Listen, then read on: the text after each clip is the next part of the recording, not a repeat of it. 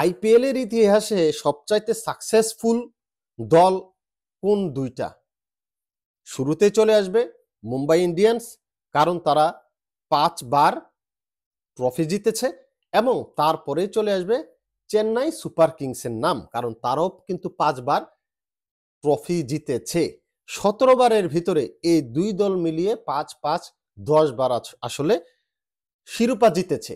এখন তাদের ভিতরে একটা লড়াই শ্রেষ্ঠত্বের এটা হয়ে গেল, এবং সেই লড়াইয়ে কিন্তু ধোনির দল চেন্নাই সুপার কিংস জিতে নিয়েছে। ধোনি যদিও ক্যাপ্টেন না, কিন্তু ধোনি যখন মাঠে নামে পুরো গ্যালারি জুড়ে যেই সাউন্ড আমি শুনলাম এবং মানুষের দাঁড়িয়ে যাওয়া দেখলাম, তাতে বোঝা যায় যে ধোনি কিন্তু মানুষের মনে জায়গা করে নিয়েছে এবং সেই জায়গা এখনো সে ধরে রেখেছে। সাদাকে সাদা, কালোকে কালো বলিব, সাদাকে কালো, কালোকে সাদা বলিতে পারিব না, আর আইসক্রিম ব্যতীত কারো পা চাটিতে পারিব না। Hello viewers, it's me Roni bro, welcome to another new video. কথা বলছিলাম চেন্নাই সুপার কিং এবং মুম্বাই ইন্ডিয়ান্সের মধ্যে ম্যাচ নিয়ে আলোচনা করব। কোথায় হারলো, কেন হারলো। তবে তার আগে বলে নিতে চাই, আপনি যদি সাদাকে সাদা কালোকে কালো বলতে শুনতে অপছন্দ করে থাকেন, তাহলে ভিডিওটা আপনার জন্য না, স্কিপ করে যেতে পারেন। আমাকে সাবস্ক্রাইব করা থাকলে আনসাবস্ক্রাইব করে দিয়ে চলে যেতে পারেন।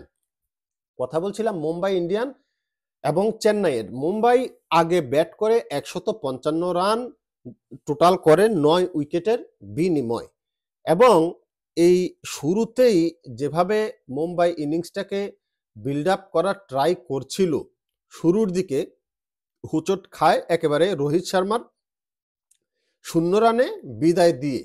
4 বলে 0 রান করে আউট হয়েছেন রোহিত শর্মা, দলের রান তখন 0। তারপরে আপনার এই যে রায়ান, উইল জ্যাক্স, তারপর সূর্যকুমার যাদব, তিলক ভার্মা কিছুটা প্রতিরোধ গড়ে তোলে, কিন্তু ওইভাবে কেউ কিন্তু 50-র দেখা পায় নাই। পার্টনারশিপগুলা ছোট ছোট হয়েছে, যার কারণে আসলে রানটা ওইভাবে হয় নাই। আর চেন্নাই এই পিচে এটা এটা মূলত 170 থেকে 180 রানের পিচ, এটা সবসময় এরকমই হয়ে থাকে, কিন্তু 155 রান খুব বেশি যে কম তা বলা যাবে না, তবে অনেক একবার পারফেক্ট স্কোর সেটাও আপনি বলতে পারেন না। 170 হইলে এই পিচটা যথেষ্ট ভালো ছিল। এখন কথা হচ্ছে, আপনার কোনো ব্যাটসম্যান কিন্তু মুম্বাই ইন্ডিয়ান্সের 50-র দেখা পায় না, এটা একটা সবচাইতে বড় কারণ, যার কারণে তারা 155-র বেশি করতে পারে না। যদি আমি বলি রান করেছে আপনার 13 রান কে, রায়ান, উইল জ্যাক্স করেছে 11, এটা বলার মতো না। সূর্যকুমার যাদব ক্যাপ্টেন ছিল, কিন্তু তার চাইতে বড় নামটা হয়ে গেছে রোহিত শর্মা, কিন্তু সূর্যকুমার যাদব ওইভাবে নিজের নামের প্রতি বিচার করতে পারে নাই, কারণ 26 বলে 29 রান করেছে, যার ভিতরে মাটি কামড়িয়ে স্থলপথ ব্যবহার করেছে তিনি 2 বারের জন্য, এবং বিমান যোগে বল পাঠিয়েছে একবারের জন্য, আকাশপথ একবারের জন্য ব্যবহার করেছে। তিলক ভার্মা পরবর্তীতে 31 রান করেছে 25 বল থেকে, তিনি মাটি কামড়িয়েছেন 2 বার, স্থলপথ ব্যবহার করেছেন, এবং বিমান যোগে আকাশপথ ব্যবহার করেছেন 2 বার। এর পরে কিন্তু ওই রকম রান আর আসে নাই। দীপক চাহার করেছেন 28 রান 15 বল থেকে, 2 বারের জন্য তিনি স্থলপথ ব্যবহার করেছেন, মাটি কামড়িয়ে বলকে পাঠিয়েছে সোজা সীমানার বাইরে, এবং আকাশপথ ব্যবহার করেছেন 2 বার, বিমান যোগে 2 বারের জন্য বলকে পাঠিয়েছে সোজা সীমানার বাইরে। তারপরে আর কেউ ওইভাবে রান করতে পারে নাই। পার্টনারশিপ গুলো যদি আপনি দেখেন, 0 রানে প্রথম উইকেট, 21 রানে দ্বিতীয় উইকেট, 36 রানে 3 উইকেট। এই 36 রানে 3 উইকেট যখন, তখন 4.4 ওভার, মানে প্রায় 5 ওভার 36 রান, তখনই কিছুটা পিছিয়ে পড়েছে, এবং পরবর্তীতে আপনার 87 রানে 4 উইকেট, এবং 95 রানে 5 উইকেট, 96 রানে 6 উইকেট। এই জায়গাটাতে আপনার উইকেটগুলা বেশি একেবারে ফল্ট করছে, আর এটার পিছনে যে কারিগর কাজ করছে সে হচ্ছে নূর আহমদ।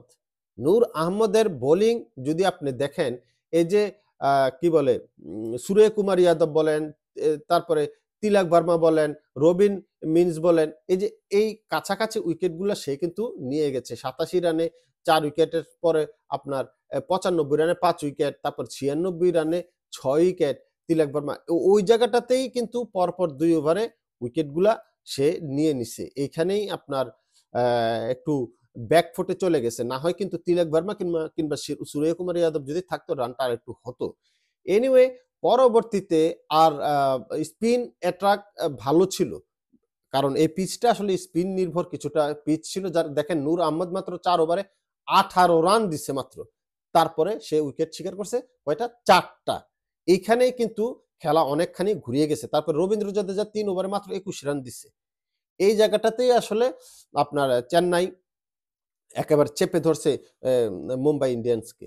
আর ব্যাটিং এ নেমে আপনার যখন রাচিন রবীন্দ্র যেভাবে শুরু করছে, যদিও আপনার রাহুল ত্রিপাঠী ঐরকম করতে পারে নাই, মাত্র 2 রান করে আউট হয়ে গেছে। কিন্তু আপনার ঋতুরাজ গায়কোয়াড় কিন্তু ক্যাপ্টেন হিসাবে সে যেভাবে খেলছে অসাধারণ। একেবারে আপনার 26 বলে 53 রান করেছে। তার মধ্যে 6 বারের জন্য সে স্থলপথ ব্যবহার করে মাটি কামড়িয়ে বলকে পাঠিয়েছে সোজা সীমানার বাইরে, এবং সে বিমান যোগে বল পাঠিয়েছে স্থলপথ, আকাশপথ ব্যবহার করেছে 3 বারের জন্য বল পাঠিয়েছে সোজা সীমানার বাইরে। তার স্ট্রাইক রেট যদি দেখেন 203, এবং রাচিন রবীন্দ্র কিন্তু এক প্রান্ত থেকে টিমকে আগলে রেখেছে। ওই টক টক করে না, কিন্তু রান করে আগলে রেখেছে। 45 বলে 65 রানের ইনিংসটা সেটাই জানান দেয়। তার এই রানের ভিতরে 2 বার সে স্থলপথ ব্যবহার করেছে, বলকে পাঠিয়েছে সোজা সীমানার বাইরে, এবং 4 বারের জন্য সে বিমান চড়েছে। বিমান যোগে আকাশপথ ব্যবহার করেছে সে 4 বার। তারপরে আসেন আপনার শিবম দুবে 9 রানে ফিরে গেছেন, সেও একবার বিমানে উঠেছিল। তারপরে আছেন কি দীপক হুডা, সে করতে পারে নাই রান। শ্যামচরণ রান করতে পারে নাই। রবীন্দ্র জাদেজা 17 রানে রান আউট হয়ে গেছে। ওই জায়গাটাতে অনেকে হয়তো মনে করতে পারে যে যেমন 11 রানে 1 উইকেটের পরে আপনার এই যে 78 রানে 2 উইকেট, 95 রানে 3 উইকেট, 107 রানে 4 উইকেট, 116 রানে 5 উইকেট, হয়তো অনেকেই ভয় পাইছেন। আমি ভয় পাই না। কারণ ওইদিকে রাচিন রবীন্দ্র রয়ে গেছে, মহেন্দ্র সিং ধোনি রয়ে গেছে ভাই। এই ম্যাচ ওই তুলনামূলকভাবে উত্তেজনা ছড়ায় নাই। যতটুকু স্কোর কার্ডে দেখা যাচ্ছে যে এত পার্টনারশিপ বিল্ড আপ করতে পারে নাই। 95 এ 3টা, 107 এ 4টা, 116 তে 5টা। এটা শুধু জাস্ট পরিসংখ্যান। ওইদিকে রচিন রবীন্দ্র রয়ে গেছিল, মহেন্দ্র সিং ধোনি তো রয়েই গেছে। সুতরাং খেলা তাদের চেন্নাইয়ের হাতেই ছিল সবসময়। স্পিন ডিপার্টমেন্ট এখানেও ভালো করেছেন। দেখেন নামান ধীর 3 ওভারে মাত্র আপনার 12 রান দিয়েছে। তার মানে কি রান কিন্তু চেপে ধরেছে যে স্পিনাররা। তারপরে কি নাম, এই যে পাথর কিন্তু 4 ওভারে 32 রান দিয়ে 3 উইকেট পেয়েছে। এনিওয়ে এটা আসলে ওই যে নূর আহমদের স্পেলের সাথে যায় না। নূর আহমদ যেভাবে চেপে ধরেছিল ওইভাবে কেউ চেপে ধরতে পারে নাই, যার কারণে আসলে জিততে পারে নাই আর কি, ম্যাচ রাখতে পারে নাই। রানটাই আসলে কম হয়ে গেছে। এখানে রান যদি আপনার 170 হতো তাহলে আরেকটু খেলা ফাইট হতো, আর 180 হলে তো কোথায় ছিল না। কিন্তু রানটাই আসলে মুম্বাইয়ের কম হয়ে গেছে, যার কারণে আসলে এই ম্যাচ জিততে পারে নাই। দেখা যাক, দুই দলই খুবই শক্তিশালী।